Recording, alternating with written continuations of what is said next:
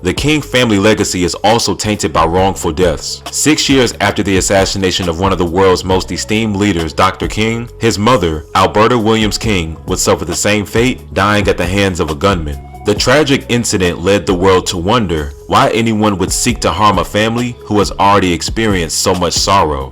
This is the untold true story of the assassination of Alberta Williams King and the Black Hebrew Israelite who took her life.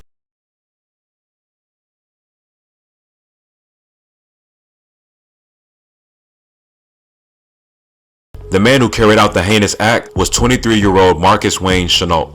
Born on June 30th, 1951 in Winchester, Kentucky, Marcus Wayne was described as a quiet child who read a lot. He was raised by his parents Marcus H. and Hinda Lee Chenault. They were God-fearing and lived comfortably. That was until they moved to Dayton, Ohio, when Marcus, often called Wayne by his family, was a teenager. Hinda Lee, who was deeply religious, recalled to Washington Post. Up until 1967, he seemed to enjoy the church, but later he became a bit confused and started asking questions about different things in the Bible. Up until 1967, he seemed to enjoy the church. Up until 1967, he seemed to enjoy the church.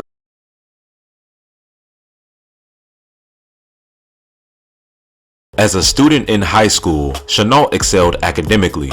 The main thing he would say is that religion isn't for real because people couldn't be charged for the truth. He resented preachers riding around in Cadillacs. He said that parts of the New Testament were false and that King James stole literature from blacks and didn't give them any credit. He said King James was a Caucasian who based his interpretations on America's standards. His newfound religious ideals came from the teachings of his mentor, Hananiah Israel of Cincinnati. Hananiah, a spiritual teacher whose legal name is Stephen Hallman, spread messages from what he called a form of Judaism. Chenault met Hananiah about 8 months before the incident after seeing his advertisement titled, "What Every Negro Should Know About Scripture." Hananiah criticized black civil rights activists and church leaders as evil and deceptive. In his teachings, he wrote, "When you stop those lying preachers from deceiving you and your loved ones, from robbing them of millions of dollars a year, you will have a better economy." He also taught that black civil rights leaders were leading black people to doom. He told Dayton Daily News, "White men are being used by the Most High as a correcting rod, but God is going to do away with white people and free my people. When black people are freed, they will be the masters and whites will be the slaves. Until then, blacks should remain slaves to white men because that is the role God has assigned to them." Although Israelites insisted that he did not advocate for violence, he taught that only the death of black ministers would free black people. He told Dayton Daily, "I gave Marcus the key to understanding the scriptures. He awakened from the death of sleep, from the grave of ignorance." Hananiah and Marcus, along with other young men who followed his teachings, were labeled by some as Black Hebrew Israelites, a religion of black people who believe that they are the descendants of the ancient Israelites. He bought a bus ticket to Atlanta, Georgia. After a 12-hour trip, Wayne had made it to his destination, where, according to a taxicab driver's testimony, he was picked up from the bus station and asked to be taken to Ebenezer Baptist Church. Mrs. King finished playing the Lord's Prayer on the organ, and as the congregation bowed their heads in prayer, they heard Marcus shout, "I'm taking over here this morning." They looked up to find him standing on the pew holding a gun. His first shot struck Mrs. King in the head and she fell over the organ. Marcus fired every round in his gun. He stood over Mrs. King and shot her again. Marcus fired every round in his gun. He stood over Mrs. King and shot her again. He shot a deacon, Edward Boykin, and a church member, Jimmy Mitchell. Mrs. King's grandson, Derek, who said he helped to subdue the gunman as he tried to reload a pistol, told The Guardian. He was delirious. I want to give all the praises and the honor to Yahweh Bahashem, Yahweh Shah Bahashem, Rucha HaKwadash, and double honors to the elder apostles and bishops of Great Millstone. Honors as well, sincere honors to you, brothers. Salute to you, brethren. And shalom to the hopefully elect. Shalom and peace to the elect. Anyway, this video is titled, "Why a Black Israelite Assassinated MLK's Mom. Stories You Should Know." Okay, and this is the kind of literature that for many years have used deception or have deceived our people into believing anything that was told to them. Now there's a whole lot of proof now that's coming out with what's his name, President Kennedy, where supposedly they actually showed the gunman in the driver's seat turn around and shoot President Kennedy. But then somehow they got other video footages of him getting hit shot on the side of his head. So this is crazy. So what do you believe? We do know that, let's go to Nahum 3:1. I didn't have that scripture up. So we do know one thing about everything that that was established here and everything that we was taken into. And even he did mention some of the things that was true, that the preachers are lying to you. That's another video. But, if you go into the history, they set up black preachers after they told us we couldn't read. And then they set up black preachers, tore out most of the Bible, gave you a slave Bible and said, watch and read this Bible. Then what they've managed to do is once we were able to read, we had to be re-educated, retaught. Then they set up pastors and preachers to teach us the Bible. This is why you never read it. This is why you go into an establishment like the church that looks like the crypt sepulcher, so to speak. It looks like death.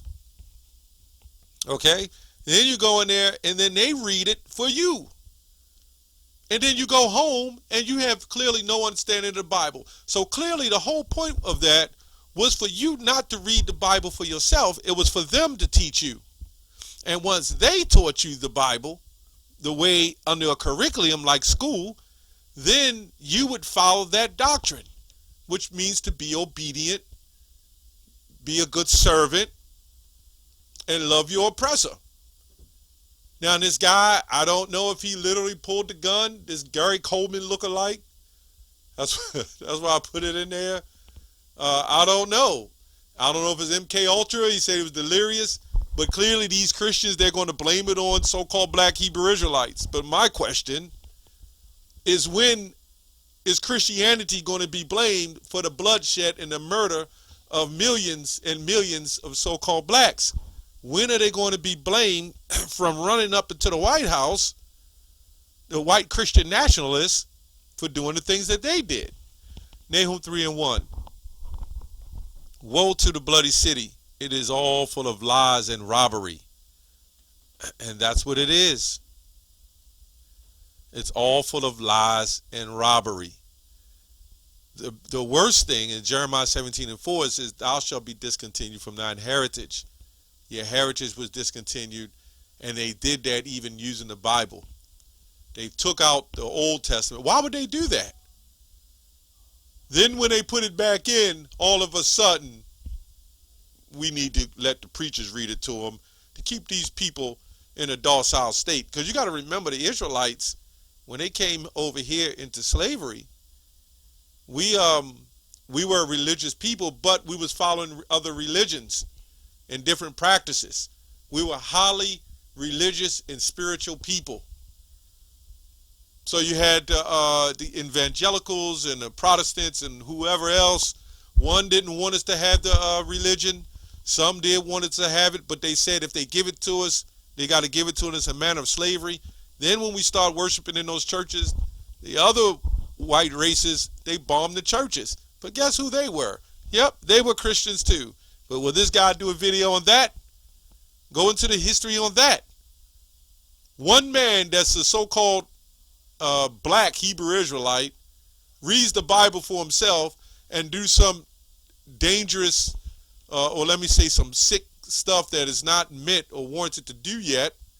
Well, let me say to do in this time until the Lord comes back. And then another problem I had with it is that he was mad at the preachers. Why did he shoot the mother at the organ that was playing the organ? See, that's weird in itself. So it seems like this family had a scenario set up of sacrifices. Well, we've seen that with the Kennedys as well, right? Come on, man. What's his man? Timothy McVeigh of the 9/11. There's stories that says this guy James Earl Ray, what's his name? Judge Joe Brown just did. I believe, I didn't see it, but there's many videos on that he never shot Martin Luther King. Somebody has to be the fall guy. But all this stuff comes out. Timothy McVeigh with the Oklahoma City. Come on, man. That's all being exposed. The 9/11, that's being exposed. But you know what these guys do? They have an issue with so-called black Hebrew Israelites, and because we're reading the Bible the correct way and showing them that the God of the Israelites, as they want to call him, the God of all people, but the God of the power of the Israelites, was not just a merciful God. He was a hardcore power, and still is. The mercy is only coming to the Israelites. But these people don't want you to do that. These people want you to stay in a docile mind. And this is why our so-called young black men are killing each other in all kind of rap videos with crosses around their necks. John 8:32. And ye shall know the truth, and the truth shall make you free. Free from what? That disgusting place of a Christian church where all kinds of harlotry, idolatry, whoredom, and everything else goes on in that church. Not just because what happens, but because what they're teaching you. These people have never told me or even taught me at one time that those people in the Holy Land was the people of God. Until we start questioning, well, who are we? Then we say the Gentiles, then, okay, if we the Gentiles, who's the people of the holy people? The people that put themselves there? Now all of a sudden they're the holy people? When clearly when we read the Bible, the Israelites would be scattered through the four corners of the earth. So how are all those people the people of the Bible? But let's not forget, they're allowed to kick people out of their houses and just take it the way they want to take it. All the murder, rape, robbery, and deceit that's been happening and still happening, this guy can only do a video on a man allegedly, right, stands up with MK Ultra or whatever going on and shoots a woman, MLK'S mother. Right. 1 Corinthians says we are not ignorant of Satan's devices. Jeremiah 5:26 says, for among my people are found wicked men. So you're going to have wicked men who join this so-called movement. But here's the problem.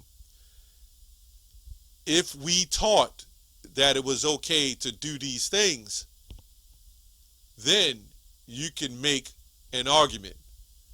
But if we teach that this is what God, the Most High, Yahweh, says is going to happen, according to, as you read your history, which Ecclesiastes 3:15 says, the Lord requireth that which is past. But if you read your history, this has always been going on.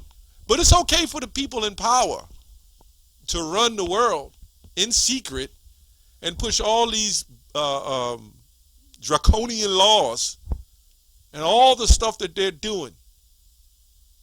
But this is just a form of, okay, we're going to demonize these people because they read in the Bible. Now, you Christians,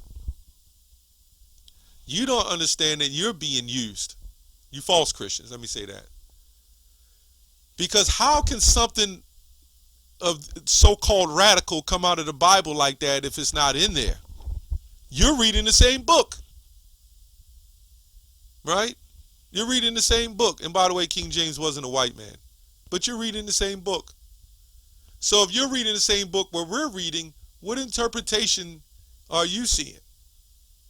And if there's an interpretation in there to promote this, then that makes you just as so-called guilty for reading the same book.